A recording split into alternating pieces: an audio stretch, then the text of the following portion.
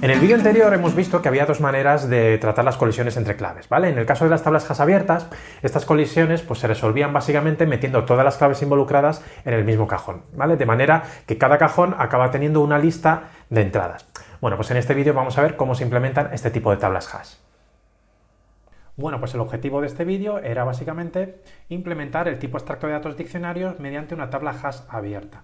Os recuerdo que una tabla hash abierta es aquella en la cual cuando tengo varias claves que apuntan a la misma posición del vector, pues yo almaceno todas las entradas correspondientes dentro de esa misma posición. Es decir, cada posición del vector o cada cajón pues tiene una lista de pares clave-valor. Bueno, pues ya a modo de recordatorio, pues tenéis aquí las operaciones que iba a implementar en el tipo extracto de datos diccionario. Eran operaciones para crear un diccionario vacío, para insertar y para eliminar, y luego ya operaciones de acceso a partir de una clave o acerca del tamaño del diccionario. Bueno, pues aquí tenemos la clase que vamos a implementar en este vídeo que se llama MapHash, y esa clase es paramétrica con respecto a tres tipos. El primero de ellos es el tipo de las claves, el segundo de ellos el tipo de los valores que van asociados a esas claves, y el tercero de ellos va a ser el tipo del objeto función que yo voy a utilizar para calcular el código hash de una determinada clave. Como veis, tiene aquí un valor por defecto que es el tipo de la función hash que hemos definido en un vídeo anterior. Con respecto a las operaciones, pues bueno, tenemos las operaciones que os he comentado en un vídeo anterior, junto con los constructores de copia, constructores por defecto y destructores, y luego pues una serie de operaciones adicionales que no voy a comentar. Os recuerdo también que a la hora de insertar, pues recibíamos un único parámetro que era de tipo mapEntry. Un mapEntry pues no es más que un registro con dos componentes, la clave y el valor. Y luego pues una serie de constructores que me sirven para construir este tipo de estructuras. Bueno, pues ahí teníamos la parte pública, ahora vamos a hablar de la parte privada o la representación interna. En primer lugar, obviamente, pues yo necesito el array, ¿vale? Entonces esto lo represento aquí mediante el atributo buckets. Fijaos que buckets no es una lista, buckets es un array, y como es un array que voy a crear en el heap, por eso lo he declarado aquí mediante un puntero. Entonces, es un array cuyas componentes son listas. ¿Qué implementación del tipo abstracto de listas voy a utilizar aquí? Bueno, pues teniendo en cuenta las operaciones que yo voy a realizar, pues, en algún momento voy a tener que buscar claves a lo largo de una lista, entonces yo necesito recorrer una lista o iterar sobre una lista. Por otro lado, voy a necesitar también añadir elementos al principio de esa lista. Entonces, pues una elección adecuada puede ser utilizar forward list, que es la implementación de las listas enlazadas simples que tiene la STL de C++. Las componentes de una lista enlazada van a ser datos de tipo mapEntry, es decir, pares clave-valor. Por otro lado, pues voy a tener un atributo para el número de elementos y por otro lado voy a necesitar el objeto función de tipo paramétrico que teníamos aquí, que va a ser el que yo utilice para calcular el código hash de cada clave que yo vaya insertando o vaya consultando. Por tanto, si yo declaro un objeto de la clase MapHash, como este que tenéis aquí, pues ese objeto tiene tres atributos. El atributo buckets apunta al vector, el atributo elements me dice el número de elementos que yo tengo, 1, 2, 3, 4, 5, 6, y luego hash pues va a ser el objeto función. Bueno, pues vamos ahora a la implementación de los métodos. En primer lugar, los constructores. El constructor por defecto pues inicializa el número de elementos a 0 e inicializa el array buckets a un array en el heap que tiene como capacidad pues una constante que yo haya declarado previamente, capacity, que está declarada fuera y que en este caso pues está asignada al valor 13. Por otro lado, el constructor de copia pues básicamente me copia los atributos del objeto pasado como parámetro y aquí pues básicamente estoy haciendo la copia de las listas del objeto que está siendo copiado, de la tabla que está siendo copiada, y poniendo como destino el vector buckets del objeto dis.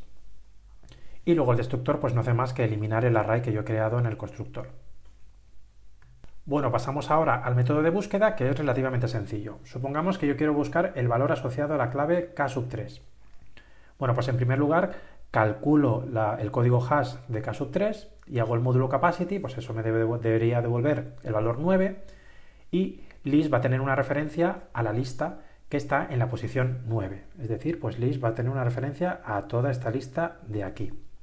El siguiente paso que yo voy a hacer es buscar la clave k3 dentro de esa lista. Y para eso utilizo un método auxiliar findInList, que luego os paso a definir. Esa función auxiliar me va a devolver un iterador a la posición en la cual yo encuentro esa clave.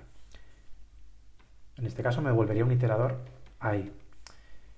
En el caso en el cual pues, el elemento no se encontrase dentro de la lista, pues findInList me devolvería un iterador al final de la lista. Entonces primero voy a comprobar que realmente eso no es así, porque en ese caso tendría que devolver un error. Y en caso contrario, en el caso en el cual he encontrado el elemento, pues entonces tengo que devolver esta cosa de aquí. El operador flecha no lo hemos visto para los iteradores, pero básicamente hace una cosa parecida para los punteros. Tener it flecha value es equivalente a tener asterisco it.value. De este modo, it es un iterador, asterisco it es el objeto apuntado por ese iterador, es decir, si el iterador es este, pues entonces asterisco it es esta cosa de aquí, que es de tipo mapEntry. Y mapEntry era un registro que tenía dos campos, key y value. Pues estoy devolviendo el campo value. En este caso devolvería v3. Y bueno, con respecto a la función auxiliar que me busca un elemento dentro de una lista, pues básicamente es una búsqueda lineal a lo largo de una lista. Empiezo con un iterador al principio y mientras no haya llegado al final o haya encontrado la clave que quería buscar, pues yo sigo avanzando ese iterador y al final devuelvo pues, el final o donde esté el elemento. Con respecto a la inserción, pues muy parecida a la búsqueda. En primer lugar, calculo el código hash de la clave que yo quiero insertar y hago el módulo capacity, entonces eso me va a devolver una posición, supongamos que me ha devuelto la posición 9. Entonces obtengo la lista que está en esa posición y lo primero de todo voy a buscar si esa clave ya existe, porque si la clave ya existe en la tabla no la tengo que insertar. Entonces, en el caso en el cual la clave no haya sido encontrada, entonces la voy a insertar al principio de la lista, lo cual pues tendría una cosa tal que así. Bueno, con respecto al borrado, la idea es la misma o es muy similar a la de la inserción. Primero yo tengo que buscar la clave que yo quiero borrar. Pero ¿cuál es el problema? Que la clase forwardList no tiene ningún método para borrar un elemento apuntado por un iterador. Es decir, yo lo que no puedo hacer es utilizar la función de antes auxiliar que se llama findInList para buscar o obtener un iterador al elemento que yo quiero borrar y luego hacer un erase sobre ese elemento de ahí. ¿Por qué forwardList no tiene este método? Pues porque si yo quiero eliminar este elemento de aquí, yo tendría que enganchar el elemento anterior con el siguiente. Y en el caso de una lista enlazada simple, y ya lo sabéis, no tengo un acceso directo al elemento anterior, ¿vale? En el caso de una lista enlazada doble lo tendría muy fácil, pero en el caso de una lista enlazada simple no es tan fácil porque no tengo ese puntero de ahí. Bueno, pues no tengo método erase, pero tengo una alternativa, que es otro método que se llama eraseAfter. Este método recibe un iterador, voy a dibujar aquí la lista otra vez, el iterador pongamos que está aquí, y entonces el método eraseAfter me elimina el elemento situado justo después del apuntado por el iterador. Es decir, si yo hago eraseAfter sobre este iterador que tenéis aquí, entonces se borraría el elemento que veis aquí. Claro, ya con esto pues ya sí que puedo enganchar el elemento apuntado con el iterador con el siguiente. Entonces, bueno, pues tengo que hacer uso de ese método en mi operación de borrado. Esto de aquí sería mi implementación, ¿vale? Supongamos que yo quiero eliminar la clave K3V3. Bueno, pues primero miro el cajón donde tendría que mirar, entonces voy a suponer que me sale 9, obtengo una referencia a esa lista. Si la lista está vacía, pues no hago nada. En siguiente lugar, voy a comprobar que el primer elemento de la lista sea la clave que yo quiero buscar, porque en ese caso solo tengo que hacer un pop front y ya está. Vale, ahora pongamos el caso en el cual la clave que yo quiero borrar no es la primera de la lista. Entonces voy a necesitar dos iteradores. El primero de ellos comienza apuntando al primer elemento de la lista, el segundo de ellos apunta al elemento siguiente. Y entonces voy a ir incrementando esos dos iteradores simultáneamente hasta que llegue a esta situación de aquí, en el cual itNext apunta al elemento que yo quiero borrar. Entonces, en el caso itNext haya llegado realmente a un elemento y no haya llegado al final de la lista, porque en ese caso significaría que no he encontrado la clave que yo quiero borrar.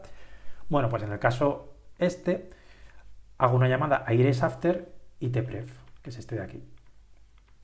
Y entonces, pues bueno, este método me va a borrar esta clave de aquí y ya me va a enlazar con el siguiente elemento. Y no tengo más ya que decrementar el número de elementos. Este sería el resultado y con esto ya hemos terminado.